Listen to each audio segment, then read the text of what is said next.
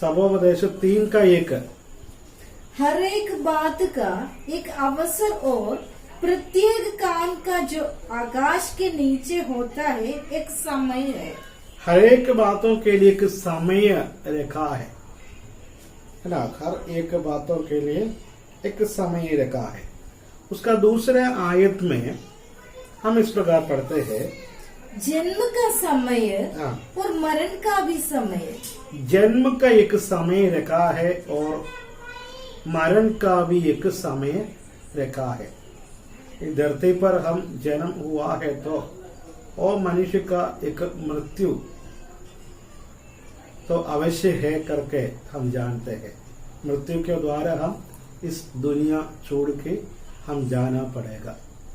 जन्म हुआ हर एक मनुष्य का अवस्था यही है। देखो, ये सबोपदेश शलोमन राजा के द्वारा लिखा हुआ एक किताब है। उसके अंदर उन्होंने इस प्रकार कहता है, और विशेष ज्ञान प्राप्त किया, परमेश्वर से श्रेष्ठ ज्ञान प्राप्त किया हुआ एक व्यक्ति था शलोमन राजा।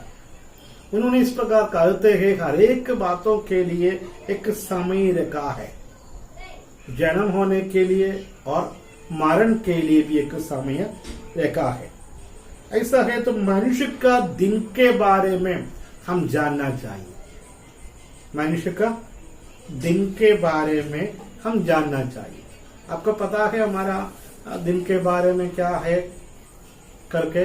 कई लोग कहते हैं ऐसा लिख के रखा है। कहाँ पर लिख के रखा है?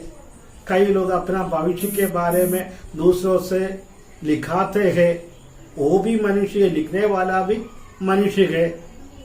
और कुछ अनुभव से लिखा होगा, लेकिन वो 100% वो सही नहीं है।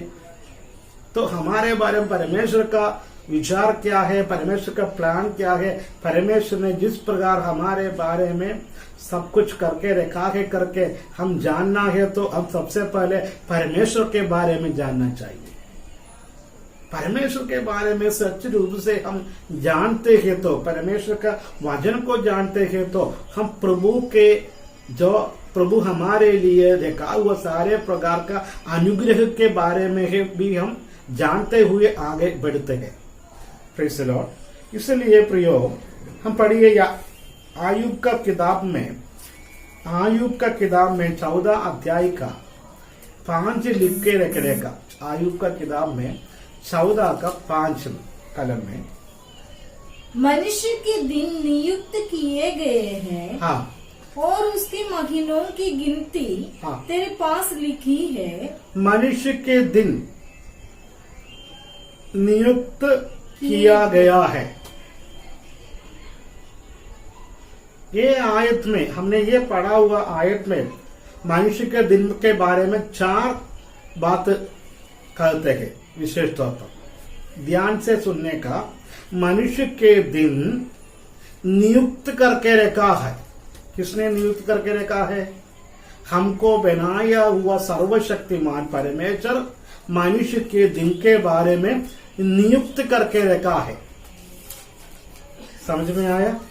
हम कौन सी महीना में जन्म होने का, कौन सी महीना में मृत्यु होने का, कौन सी तारीख में ये दुनिया छोड़ के चले जाना, सारे बातें परमेश्वर ने नियुक्त करके रखा है मनुष्य का दिन के बारे में। और उसका नीचे भाग भी पढ़ के देखो। नीचे भाग में क्या लिखा है? वो दूसरा आयत हमने पढ़ा हुआ, वही आयत में 14 का 5 में, और तूने उसके लिए ऐसी सीमा बांधी है। दूसरा स्टेप, मनुष्य के दिन नियुक्त करके रखा है, और उसके महीनों की गिनती, हाँ, तेरे पास लिखी है। उसका महीनों का गिनती भी तेरे पास लिखी है। किसने लिखे रखा? ज्योतिष लोग नहीं है ना, ज्योतिष लोग नहीं है। किसने लिखे रखा है? हमको बनाया हुआ सर्वशक्तिमान परमेश्वर ने मनुष्य के आयु के बारे में, महीने के बारे में, दिन के बारे में और लिख के रखा है। और उनके पास है। किसके पास है? परमेश्वर के पास है। और तूने उसके लिए ऐसी सीमा बांधी है ऐसे एक सीमा बांधी है जिससे वो पार नहीं कर वो सकता। पार नहीं कर सकता है। तीसरी बात है, एक सीमा रेखा है। मनुष्य के दिन के बारे में, मनुष्य के आयु के बारे में एक सीमा सर्वशक्तिमान परमेश्वर ने रखा है। जितना पैसा वाला है तो भी वो पार नहीं सकता।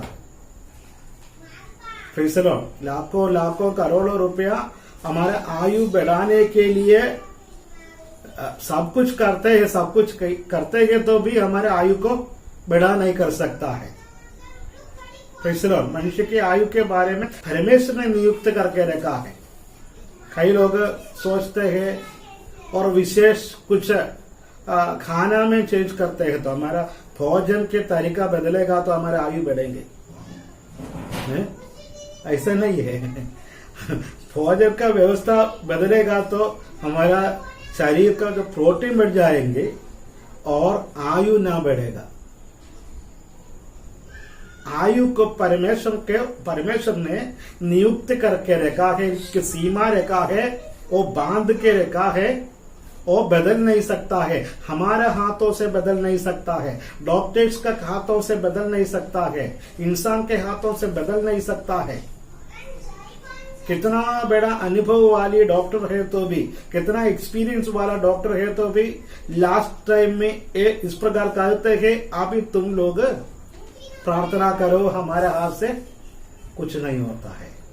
ऊपर वाला कुछ करेगा तो ये आदमी जिएगा।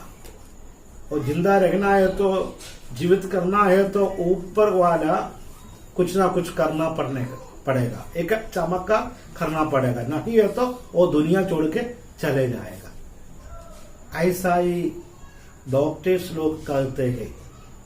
फिर से लोग कितना अनुभव वाला डॉक्टर है तो, एक्सपीरियंस वाला डॉक्टर है तो भी लास्ट में ये बात कहते हैं।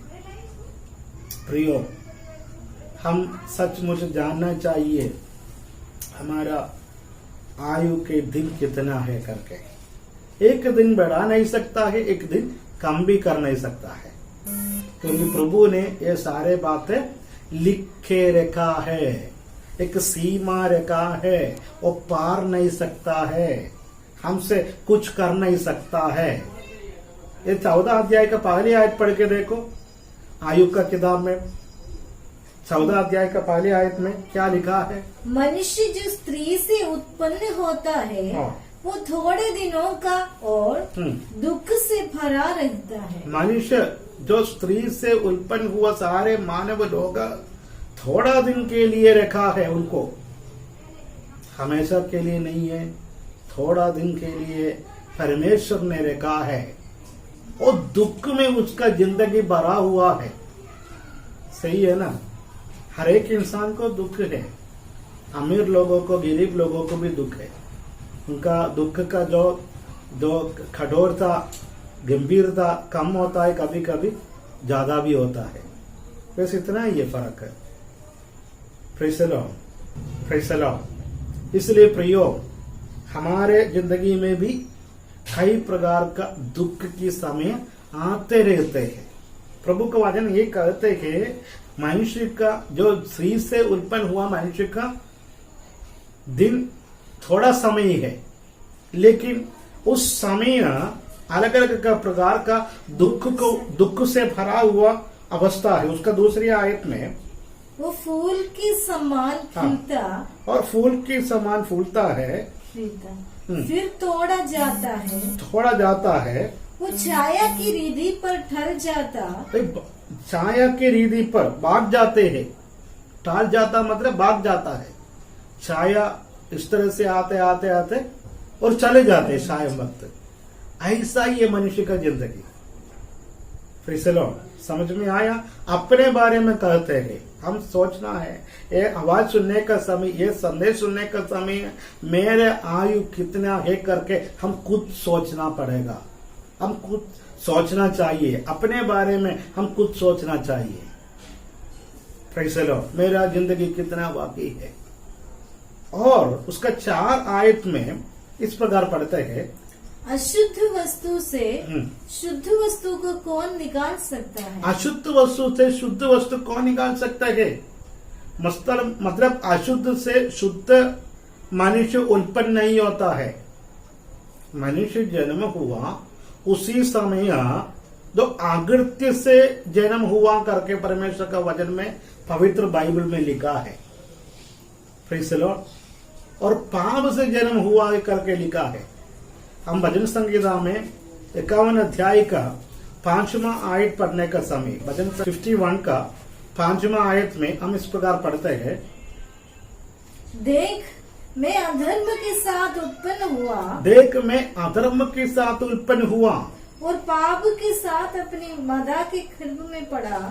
पाप के साथ मैं अपनी मादा के गर्भ में पड़ा है। मतलब हम जन्म हुआ उसी समय से हम पापी है। बाइबल कहते हैं जन्म हुआ सारे मनुष्य पापी है। कैसे? अब जन्म हुआ उसी समय हम पाप करते, मतलब जो आदम किया हुआ पाप हमारे ऊपर आ गया। एदन वाटिका में पाप किया ना, वही पाप के बारे में कहते हैं। और दूसरी पाप ये जन्म होने के बाद हमारा जिंदगी में प्रतिदिन कितना कितना पाप करते करते हम आगे बढ़ते हैं। हमारे सोच से पाप होता है ना। हम जो करते हैं वो काम से भी पाप होता है, हमारा बोली से भी पाप आता है। इसलिए परमेश्वर का वचन कहते हैं पवित्र मनुष्य कोई भी व्यक्ति नहीं है, अशुद्ध से शुद्ध नहीं होता है ना। सही है ना। अशुद्ध से अशुद्ध उत्पन्न होता है प्रयोग। इसलिए परमेश्वर के वचन कहते हैं हम पापी है, पाप से गुजरने वाले लोग है करके प्रभु का वचन कहता है। आयुब का किताब में 5 का 7 पढ़ने का समय, आयुब का किताब में वापस आइए 5 का 7 में इस प्रकार पढ़ते हैं, परंतु जैसे चिंगारियां ऊपर ही ऊपर को उड़ जाती है, चिंगारियां ऊपर की ऊपर और उड़ जाती है, वैसे ही मनुष्य कष्ट भोगने के लिए उत्पन्न हुआ है। ऐसा ही मनुष्य कष्ट को भोगने के लिए उत्पन्न हुआ है। और नीचे हम पढ़ते हैं परमेश्वर से हम प्रार्थना करेगा तो अद्भुत कार्य परमेश्वर करेगा। आश्चर्य काम करने वाला परमेश्वर हमारे साथ है करके बाइबल के अंदर लिखा है। ऐसा पाप के साथ जन्म हुआ, पाप के साथ जिंदगी बिताने वाला और पाप करते हुए नाश में जाने वाला मनुष्य के आयु के बारे में बाइबल इस प्रकार कहते हैं, मरे हुआ मनुष्य का अवस्था क्या है, हम मरने के बाद कहाँ जाएंगे। आपको आता है, आपको जानते हैं मनुष्य मरने के बाद क्या होता है, जानते हैं? हमको मिट्टी से परमेश्वर ने उत्पन्न किया और मिट्टी में हम मिल जाएंगे। सही है ना।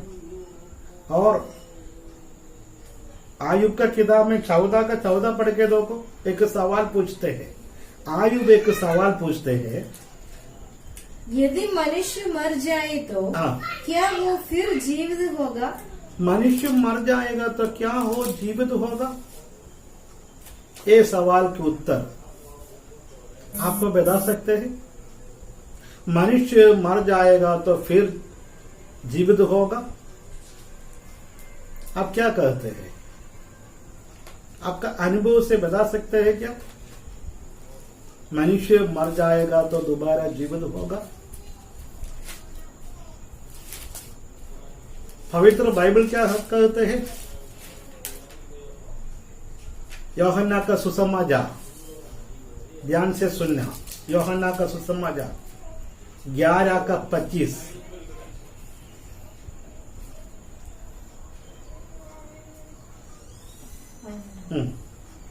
यीशु ने उससे कहा, पुनरुत्थान और जीवन में ही हूँ। पुनरुत्थान और जीवन में ही हूँ। जो कोई मुझ पर विश्वास करता है जो कोई मुझ पर विश्वास करता है वो यदि मर भी जाए यदि मर भी जाए तो भी जिएगा। तो भी जिएगा। फिर से लो। तो आयुब के किताब में मिला हुआ, आयुब के किताब में और पूछा हुआ वही सवाल के जवाब यीशु मसीह ने बताया। मर जाएगा तो भी मुझ पर विश्वास करते हैं तो वो जीवित रहेंगे। Praise the Lord. प्रिय, आप लोग विश्वास करते हैं यीशु ने जो बताया हुआ वायदा के अनुसार हम मर जाएगा तो भी जीवित रहेंगे। Praise the Lord. जो कौन जीवित रहेंगे? यदि उन लोग विश्वास करते हैं तो, यीशु मसीह पर विश्वास करते हैं तो वो जीवित रहेंगे। Praise the Lord. हालेलुया। जो जीवित रहने के लिए हम जीवित नित्य का आनंद काल का जीवन प्राप्त करने के लिए हम क्या करना चाहिए? यीशु मसीह पर विश्वास करें। परमेश्वर का वचन कहते हैं किसके लिए? आनंद काल का जीवन प्राप्त करने के लिए।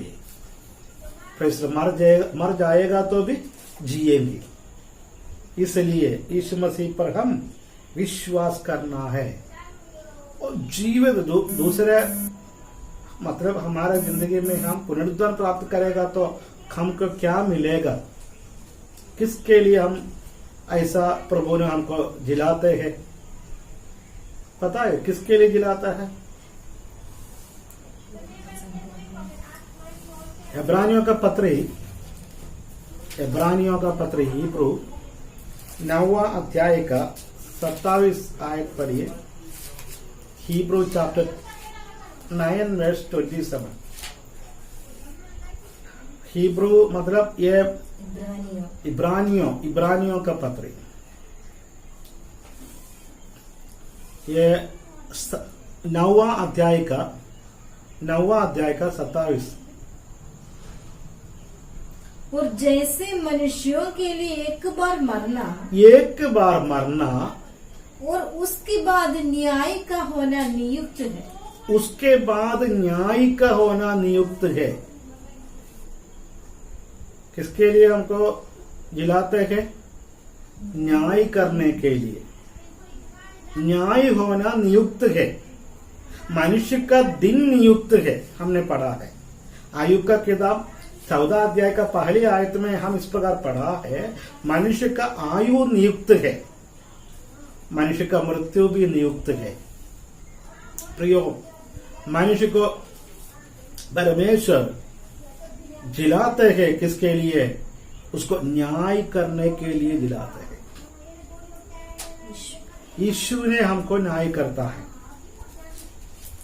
यीशु मसीह ने हमको न्याय करता है। देखो पहले दूसरी कोरिन्थियों का पत्री में 5:10 में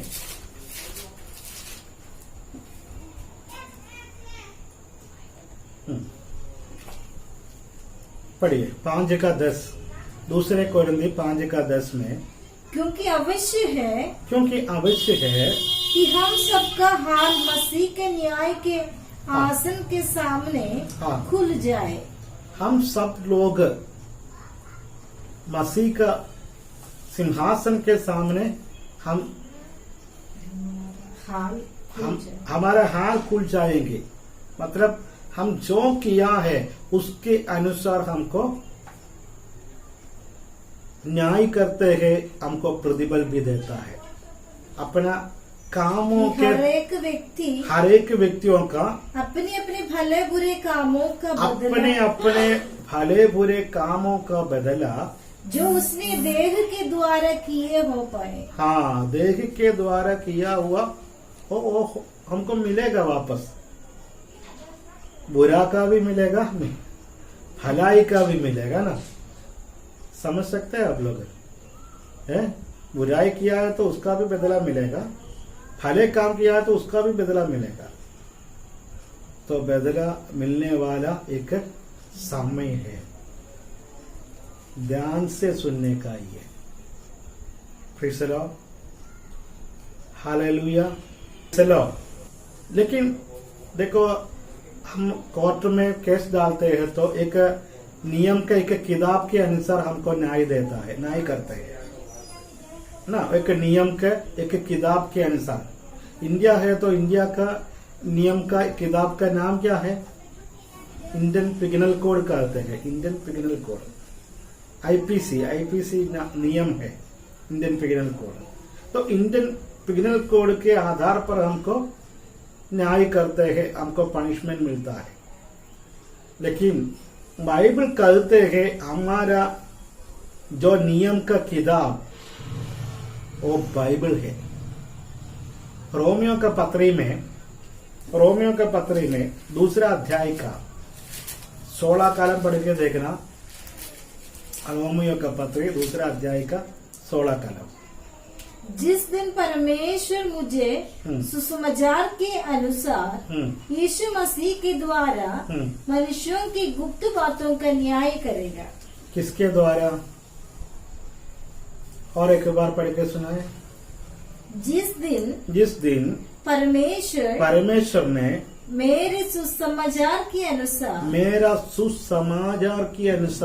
यीशु मसीह के द्वारा मनुष्यों की गुप्त बातों का न्याय करेगा। मनुष्यों का गुप्त बातों का न्याय करेगा। किसके आधार पर न्याय करते हैं?